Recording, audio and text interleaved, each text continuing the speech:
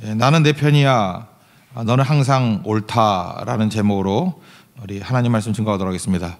사사기 보면 12명의 사사가 나오는데 그 마지막 사사가 삼손입니다. 삼손이 되게 비중이 있거든요. 그래서 탄생기사가 나오고, 탄생기사가 나오는 사람들은 성경에 보면은 한 시대의 획을 긋는 사람입니다.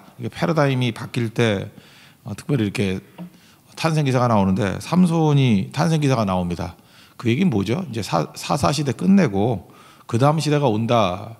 근데 이 사람이 불순종해가지고 결국은 사무엘 시대까지 이렇게 연장이 되죠. 그래서 사사기에 뭐 불행한 일들이 지속이 되는 일들을 보게 됩니다. 삼손은 한마디로 얘기해서 하나님께서 많은 힘을 주셨는데 힘과 기회를 상당히 낭비한 사람이다. 그러니까 우리도 이런 인생을 살면 안 되겠죠. 그 삼손의 인생 가운데 크게 기도했다라는 얘기가 2번 나옵니다. 하나가 오늘 이 장면이에요. 목말랐을 때 에낙고레라 그러죠. 에낙고레. 여기서 부르짖는 샘. 여기서 한번 크게 기도했고, 또 한 번은 두 눈 뽑히고 죽기 직전에 크게 한번 기도했죠. 그래서 물론 뭐 큰 승리를 얻긴 했지만 이 2번 정도 기도를 묘사하고 있습니다. 공통점이 뭐냐면 다 죽기 살기로 한 기도입니다. 그러니까 일상의 기도가 있어야 되는데 삼손은 위기가 와야만 기도하고요. 또 그리고 극단적이에요. 뭐 이런 인생을 바람직한 인생이라고 말할 수는 없겠죠. 물론 뭐 기도했으니까 나쁜 건 아니겠지만 죽기 살기로 기도하는 거, 죽을 똥 말똥 하면 그때만 기도하는 인생이 되면은 삼손같이 사실 아쉬움이 엄청나게 많은 인생이 될 수밖에 없다라는 것입니다. 그래서 이제 선교 다녀왔습니다. 그리고 이제 8월까지 이제 선교 다 마쳤는데 우리도 일상의 삶 가운데 하나님과 동행하는 부분이 있어야 된다고 생각합니다. 삼손같이 이렇게 뭐 문제 직면했을 때만 죽기 살기로 기도하고 또 일상에서는 또 나가 떨어지고 그래가지고는 삼손 같은 이런 아쉬운 인생을 살 수밖에 없다는 것입니다. 예수님께서 우리에게 가르쳐 준 게 일용할 양식을 주옵시고 데일리 브레드, 오늘의 양식을 주십시오. 오늘의 힘을 주십시오. 무슨 뜻이에요? 이렇게 죽기 살기로 뛰는 게 아니고 동행하는 거라는 거죠. 이렇게 기복이 없는 날마다 주님과 동행하는 인생을 살아야 된다. 그러니까 삼손과는 좀 다른 인생을 사는 것을 말하고 있다고 생각을 합니다. 금융시장의 속성이 불확실성을 싫어하는 거죠. 최근에도 이렇게 우리 뭐 외교나 정세가 이렇게 불안해지니까 뭐 어제도 뭐 일본과 뭐 군사 조약 뭐 이런 걸 깼고 그랬대요. 근데 오늘이 궁금하거든요. 제가 뭐 경영학과 출신이서 그런지 모르지만 금융시장은요 불확실한 걸 싫어합니다. 그래서 뭐가 이렇게 불확실해지잖아요. 그럼 널뛰기 합니다. 항상 그래요. 그리고 확실해지면은 이게 안정이 되면은 이게 뭔가 더 어떤 표징이 나오기도 하고 뭐 그렇다는 것입니다. 제가 그걸 보면서 느꼈던 게 뭐냐면 하나님께서도 금융시장하고 좀 비슷하다 그런 생각을 가져요. 이 불확실한 신앙을 별로 안 좋아하는 것 같습니다. 하나님은 항상 예측 가능한 인생, 안정적인 인생, 항상 주와 함께 동행하는 인생을 좋아하는 것 같아요. 베드로를 한번 보십시오. 이게 복음서에 보면은 불확실하죠. 어디로 튈지 모르잖아요. 그런데 사도행전에 넘으면은 제9시 기도 시간에 뭐 성전 올라가다가 안진뱅이 만나서 고치는 뭐 그런 얘기가 나오지 않습니까? 3장에. 그런 걸 보면은 불확실성이 줄어들고 이제는 상수가 많이 생겼다 이런 느낌을 받습니다. 왜 삼손이 이렇게 능력도 많이 있고 또 하나님께서 많은 기회도 주셨는데 이렇게 불완전한 인생을 살았을까? 이유는 불확실성이에요. 들쑥날쑥. 삼손에 대해서 묘사를 할 때 동물에 관한 묘사가 많이 나오는데 첫 번째는 뭐 사자 얘기 나와요. 그가 결혼하러 블레셋으로 갈 때 중간에 힘센 사자가 나옵니다. 그랬더니 그 염소 새끼 찢듯 죽여버렸다 그런 얘기가 나와요. 그런데 염소 새끼 찢는 건 쉬운가요? 찢어 보셨어요? 그것도 어려운 일인데 염소 새끼 찢듯이 사자를 찢어 죽였대요. 그러니까 굉장히 이게 힘이 세다 뭐 그런 뜻이죠. 근데 충동적이에요. 그리고 이제 끝나고 결혼식 끝나고 돌아오다 보니까 사자 죽은 시체에 이 벌들이 와가지고 뭐 집을 지었는가 봐요. 거기서 꿀을 따먹었대요. 이게 무슨 얘기냐면요. 삼손은 나실인이기 때문에 3가지 하면 안 되거든요. 첫째는 술 마시면 안 되고, 둘째는 시체를 만지면 안 되고, 셋째는 머리카락, 삭도를 칼대면 안 되고. 근데 지금 여기서 고발하는 게 뭐냐 하면은 이 친구는 좌충우돌하는 사람이라는 거예요. 그죠? 이게 뭐 죽은 시신을 만지고 안 만지고 이거 관심도 없더라는 거예요. 꿀이 있으면 꿀 먹고, 그죠? 배고프면 뭐 먹고 뭐 이런 인생이라는 거예요. 우리도 그럴 수 있죠. 하나도 조심스러움이 없어요. 내가 누구인지에 대한 의식도 없고 그냥 힘 있으니까 있는 대로 충동적으로 사용하는 그런 인생. 그러니까 어디로 튈지 모르는 거죠. 자기 멋대로. 하나님께서는 이런 거를 기뻐하는 게 아니죠. 또 하나가 나중에 그 블레셋 여자하고 좀 떨어져 있었더니 그 장인이 또 딴 남자한테 그 여자를 또 시집 보냈네요. 그러니까 무슨 얘기입니까? 당신은 막장 드라마였다는 거죠. 뭐 그렇게 관계도 있는 게 아니에요. 블레셋이 그 이방문하니까 그거 열받는다고 여우 300마리를 잡아가지고 꼬리 2마리씩 묶었어요. 그러니까 150쌍이 됐겠죠. 거기 가운데다가 횃불을 꽂아가지고 풀어놔 버렸어요. 그러니까 여우는 또 무슨 고생이에요. 너무 뜨거우니까 뜨겁고 또 도망도 못 치잖아요. 왜냐면 꼬리 묶어놨으니까 이리 뛰고 저리 뛰고. 그러니까 난장판 만들었다는 거죠. 그래서 블레셋 사람의 밭에 있는 모든 곡식들 다 태워버렸다. 여기서 말하는 게 뭐죠? 이 친구는 예측이 불가능하다는 거예요. 그죠? 좌충우돌하고 자기 멋대로고 불확실하고 이게 어떻게 하나님의 종이냐는 거예요. 하나님께서 많은 능력과 기회를 줬는데 뭐 이따위로 사느냐 뭐 이런 거죠. 우리 성도들도 그런 사람이 있습니다. 도대체 종잡을 수가 없어요. 이게 뭐 어떤 때 뜨거웠다, 어떤 때 차가웠다가, 어떤 때는 뭐 헌신했다 아니었다가, 어떤 때 믿음이 되게 좋은 것 같이 보였다가, 언제는 뭐 막판으로 가고 막장으로 가고. 이게 삼손이거든요. 그러니까 이런 거 제거하는 인생이 돼야 된다 그런 얘기입니다. 오늘 9절부터 보면은 동족들이 그를 배신하는 장면이 나와요. 한번 9절과 10절을 다 같이 읽겠습니다. 시작. 이에 블레셋 사람들이 올라와 유다의 진을 치고 레이에 가득한지라. 유다 사람들이 이르되 너희가 어찌하여 올라와서 우리를 치느냐. 그들이 대답하되 우리가 올라온 것은 삼손을 결박하여 그가 우리에게 행한 대로 그에게 행하려 함이라 하는지라. 블레셋이 삼손 죽이겠다고 이스라엘을 포위해 버린 거예요. 그리고 내가 너희 죽이려고 온 게 아니고 삼손만 내놓으면 너희 살려줄게 뭐 이런 거였어요. 그러면은 삼손이 우리를 지켜준 은인인데 어떻게 삼손을 넘겨주냐, 뭐 죽기까지 싸우겠다 이래야 되는데 참 비겁한 인간들이에요, 그죠? 삼손 잡아다가 바치거든요. 12절 13절 보겠습니다. 시작. 그들이 삼손에게 이르되 우리가 너를 결박하여 블레셋 사람의 손에 넘겨주려고 내려왔노라 하니 삼손이 그들에게 이르되 너희가 나를 치지 아니하겠다고 내게 맹세하라 하매 그들이 삼손에게 말하 이르되 아니라 우리가 다만 너를 단단히 결박하여 그들의 손에 넘겨줄 뿐이요 우리가 결단과 너를 죽이지 아니하리라 하고 새 밧줄 둘로 결박하고 바위 틈에서 그를 끌어내니라. 배신감 느끼겠죠.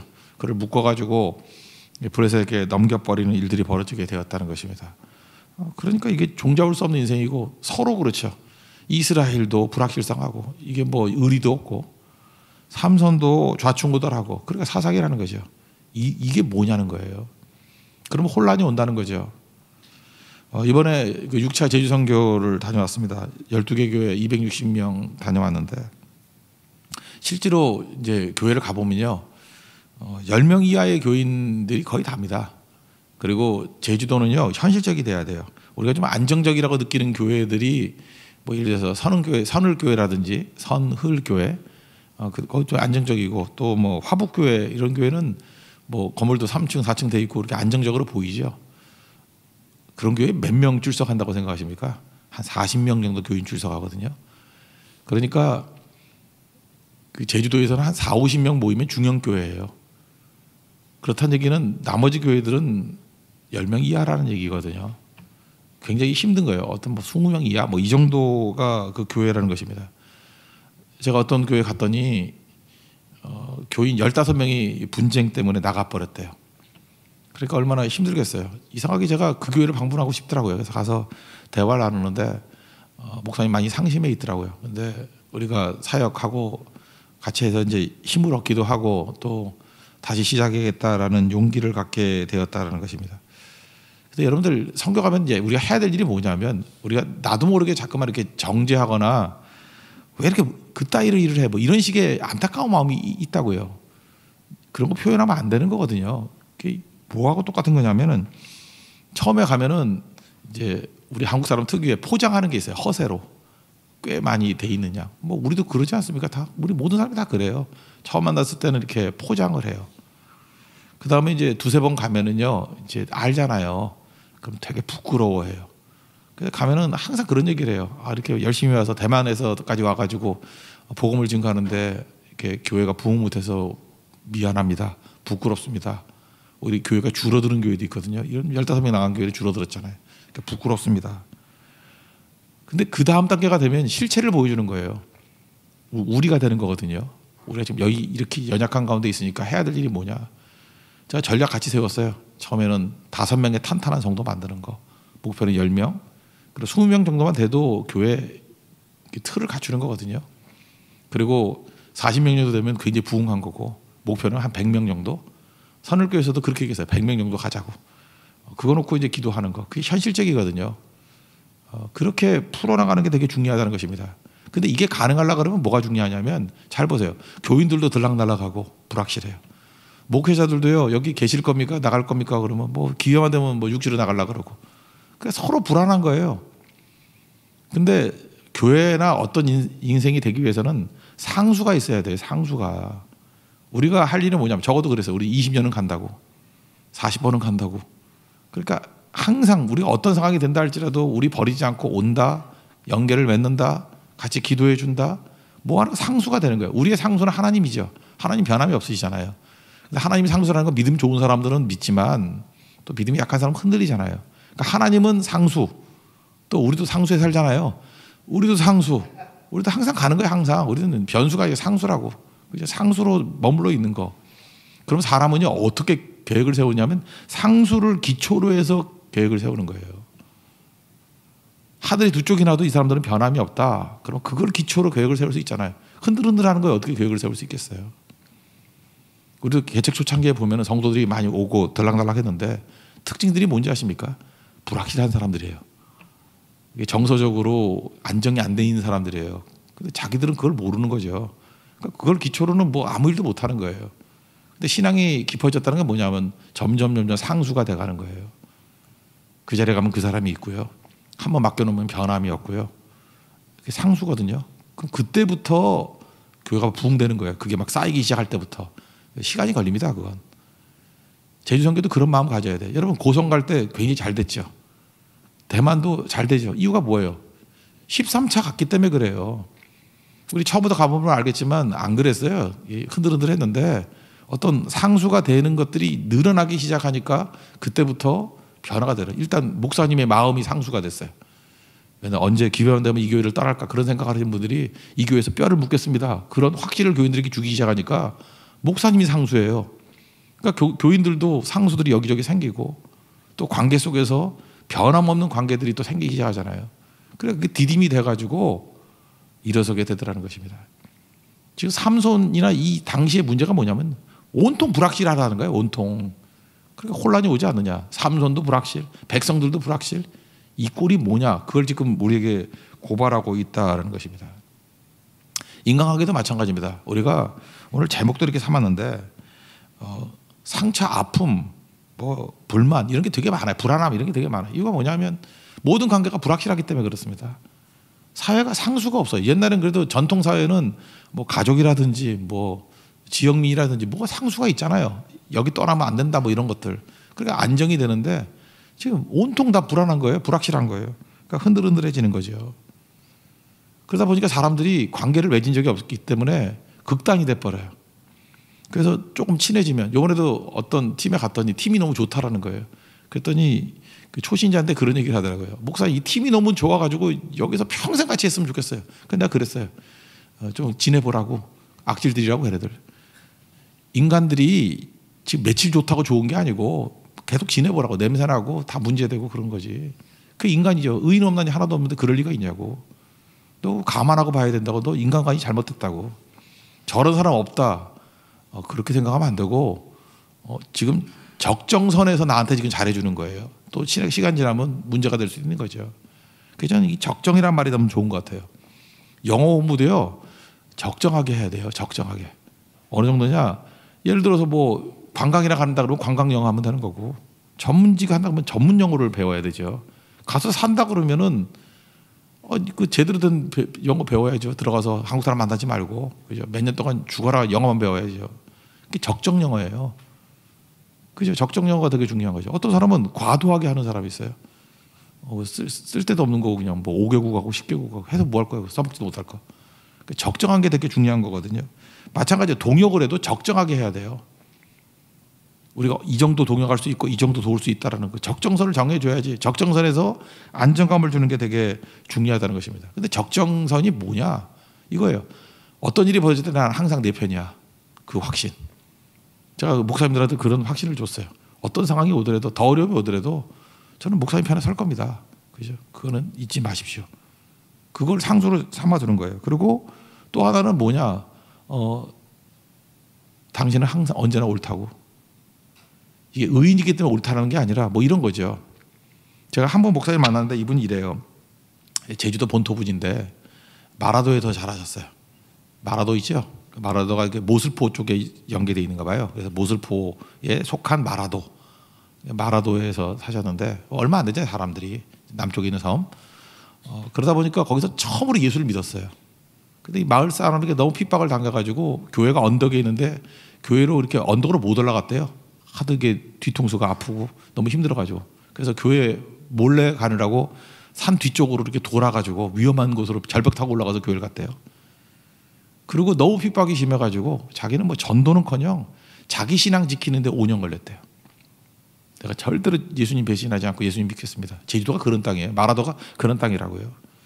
그래서 신앙 지키고 그래서 목사까지 됐다라는 거예요. 자기 얘기하기 시작하죠. 그러니까 눈물이 글썽글썽 하더라고요. 근데 교인 15명이 떠났대. 그 교회예요. 너무너무 힘들고 이제 좌절하고 이제 2가정 남았다 그러더라고요. 뭐 한 7, 8명 남은 것 같아요. 그러니까 또 다시 시작해야 되겠죠. 제가 그런 얘기를 했어요. 들어오고 나가고 불확실한 거. 그래서 나중에 확실한 성도들이 남지 않았냐고. 이렇게 되는 거지. 뭐 우리도 그랬다고. 뭐 초창기 성도들 남아있는 사람 별로 없다고. 다 나가버리고 또 오고. 전체적으로 볼 때 지금 안정적으로 되고 하나님 보내주신 사람이 있다고. 변함없는 것들을 하나님 주시기 위해서 그런 과정을 갖는다고. 그리고 또 하나 목사님이 지금 이렇게 힘들어하고 낙심하고 어려워하는 것들 그거 옳다고. 아니, 그런 상황에서 마음이 힘들지 않으면 그게 틀린 거지. 목사님이 하는 모든 일이 의롭다 그 얘기가 아니고 즉 목사님이 느끼는 감정과 그 상태가 옳다고요. 누구나 그런 상황이 되는 거지. 거기서 그런 상황에 그렇게 반응하지 않는 사람이 누가 있냐고. 힘을 얻더라고요. 제가 갈 때도 뭐 딴 건 아니지만 그래서 고기도 좀 사갔어요. 그 고기 조금이 그 마음의 전달에 힘이 됐던 것 같아요. 그죠? 특별하게 관계를 맺고 있다라는 거. 그게 위로죠. 적정 위로. 적정 동역. 제가 하나님이 아니잖아요. 뭐 다 해줄 수 있어요. 뭐 이렇게 말할 수 없잖아요. 내가 다 해드릴게요. 그럼 교만함이죠. 어떻게 다 해줄 수 있어요. 근데 이제 점점 깊어지게 될 것입니다. 그래서 적어도 그 한켠에 자기 인생에서 흔들리지 않는 관계 속에서 이 상수가 생기기 시작했어요. 제가 우리 선교팀한테 그런 얘기 했어요. 여기 영적 싸움이니까 이후에도 계속 기도하라고. 그리고 우리가 선교 1년에 2번 가는 것도 중요하지만 그 목사님들이 그렇게 외로운 거예요. 그러니까 연락도 자주 하고요. 힘도 주고. 친구라는 게 뭔지 아십니까? 정죄 없이 오랜 시간을 보낼 수 있는 거예요. 제가 그분하고도 여러 번 이제 얘기 나눴었는데 뭐 총 합쳐놓으면 한 5-6시간 될 거예요. 5시간, 6시간이 될 동안에 한 번도 비판하고 정죄한 적 없어요. 그냥 따뜻한 거예요. 무슨 약점이 나오더라도 정죄 안 하고 비판하지 않고. 그러니까 쉼이 있더라고요. 웃기 시작해요. 회복이 돼요. 근데 우리는 뭐 이렇게 또 잘난 인생이라고 이렇게 하셔야 돼, 이렇게 하셔야 돼요. 뭐 이런 분들도 있죠. 그러면 안 돼요. 그냥 그 상태가 옳은 거예요. 옳은 거고 정서적인 공감대를 형성하면 자기가 뭘 해야 될지 모르는 사람이 누가 있어요. 그 다음에 할 용기가 생기는 거죠. 자기가 할 용기가 생길 때 뛰기 시작한다는 것입니다. 오늘 지금 배경을 얘기하는 거예요. 삼손도 그렇고 백성도 그렇고 이 당시에 모든 문제가 뭐냐면 온통 정서적으로 불확실함 가운데만 놓여 있더라는 거예요. 좌충우돌하더라는 거예요. 혼란이 오죠. 이제부터 신앙이라는 게 이겁니다. 일단 내 자신이 중심을 잡아야 돼. 예배, 기도, 선교. 꾸준함이 있어야 돼. 꾸준함이. 상수가 있어야 디딤으로 뛴다니까요. 그리고 인간관계 속에서 상수가 있는 문제 아십니까? 그 사람에게서 내가 상수가 되어주는 거예요. 나는 항상 너의 편이야. 너는 항상 오라. 의인이란 뜻이 아니라니까요. 너의 그런 반응에 대해서 지지한다예요. 그때 일어서기 시작한다는 것입니다. 하나님 앞에 이런 동역의 관계를 맺는 우리 하나님의 거룩한 종 되기를 바랍니다. 그럼 언제나 일어서게 되겠죠. 또 한 가지는 이제 삼손의 문제예요. 이제 잡혀왔죠. 이렇게 묶여가지고 잡혀왔다고요. 잡혀왔는데 거기 레히라는 게 특별한 뜻이거든요. 그러니까 라맛 레히, 그러니까 뭐 불하면 라맛은 산이겠지. 특별의 산. 15절과 16절 한번 17절까지 읽겠습니다. 시작. 삼손이 나귀의 새 턱뼈를 보고 손을 내밀어 집어들고 그것으로 1000명을 죽이고 이르되 나귀의 턱뼈로 한 더미 두 더미를 쌓았으며 나귀의 턱뼈로 내가 1000명을 죽였도다 하니라. 그가 말을 마치고 턱뼈를 자기 손에서 내던지고 그것을 라맛 레히라 이름하였더라. 턱뼈의 산이란 뜻이에요. 라맛 레히. 여기서 보니까 내가 1000명을 죽였도다 그러죠. 내가 1000명을 죽였도다. 이게 문제예요. 승리를 이루고 난 다음에 삼손의 마음 가운데는 항상 내가 했노라 하는 너스레를 떨고 있잖아요. 이게 문제라고요. 우리도 선교 다 끝나고 난 다음에 내가 선교했다, 내가 했다, 내가 한 것들의 열매가 이렇게 많아. 그러면 삼손같이 돼버리는 거죠. 라만 레이, 누구를 기념하는 거예요? 내 능력을 기념하는 거예요. 내가 1000명을 죽였어. 그게 라만 레이예요. 턱뼈의 산. 내가 했다. 그러고 난 다음에 목이 마른 거예요. 현실적인 문제가 온 거죠. 우리도 마찬가지. 선교하고 이렇게 큰 승리를 맛보고 난 다음에 현실적인 문제가 다 풀리는 거 아니에요. 선교하고 돌아왔는데 사업이 어려워질 수도 있고요. 선교하고 돌아왔는데 갑자기 병이 날 수도 있고, 선교하고 돌아왔는데 뭐 관계가 깨질 수도 있고, 뭐 이따위 일이 벌어져. 이렇게 생각할 수 있죠. 내가 주를 위해서 충성을 했는데 뭐 이런 일이 벌어져. 그게 지금 18절의 분위기라고요. 18절 한번 다 같이 읽겠습니다. 시작. 삼손이 심히 목이 말라 여호와께 부르짖으리되 주께서 종의 손을 통하여 이 큰 구원을 베푸셨사오나 내가 이제 목말라 죽어서 살려받지 못한 자들의 손에 떨어지겠나이다 하니, 마치 믿음이 되게 좋아 보이고 하는 내용같이 보이지만 사사기 13장 5절에 보면은 삼손의 부모에게 삼손 낳을 때 이렇게 될 거다 하라는 예언을 줘요. 그에게 이제 나시일같이 삭도를 대지 말라 그래놓고 이렇게 얘기합니다. 그가 블레셋 사람의 손에서 이스라엘을 구원하기 시작하리라. 이게 예언이라고요. 그러니까 지금 자기 부모에게 주신 예언을 많이 들었을 거 아니에요. 그 기억을 가지고 지금 비꼬는 듯이 얘기하는 거예요. 하나님, 나로 하여금 큰 구원을 이루겠다고 뭐 예언을 해 주셨잖아요. 그런 얘기예요.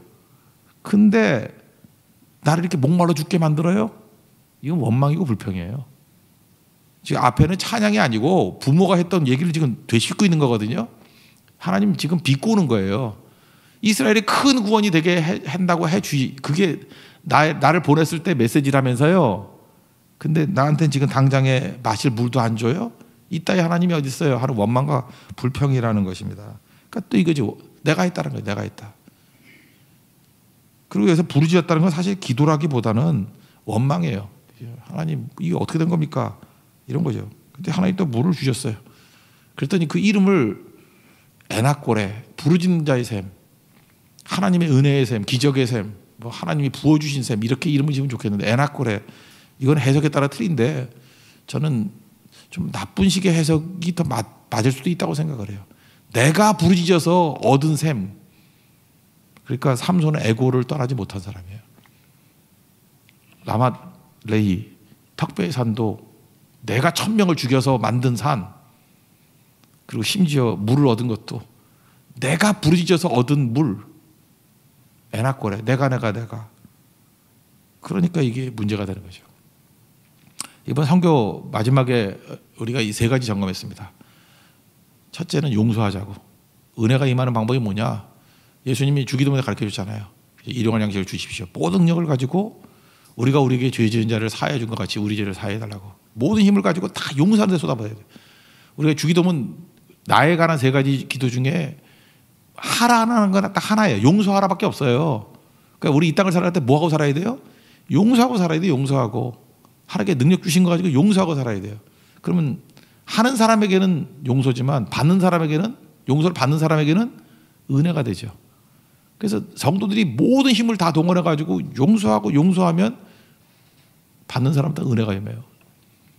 우리 선교 갔을 때도 이틀 동안 쌓인 게 많은 분들이 많더라고요. 뭐 핍박도 많으니까 막 조롱받고 막 이러니까 그 다음에 또 안 맞는 분도 있었는가 봐요. 그래서 막 열받았다가 마지막 날 메시지를 듣고 오늘 용서하는 날이지. 그리고 용서하기 시작할 때부터 마지막 교회에 은혜가 임하더라고요. 그런 간증을 내가 2번 들었어요.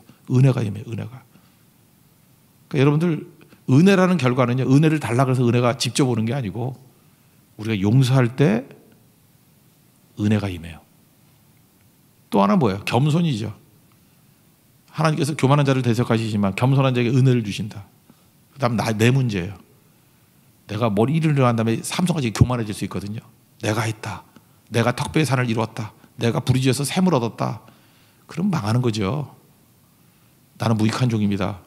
하야 할 일을 했을 뿐입니다 하고 주님께 영광을 다시 돌려버리는 겸손함. 그러니까 모든 힘을 다 기울여서 이웃에 대해서는 용서, 나에 대해서는 겸손함, 그리고 모든 걸 통칭해서는 축복하는 거예요.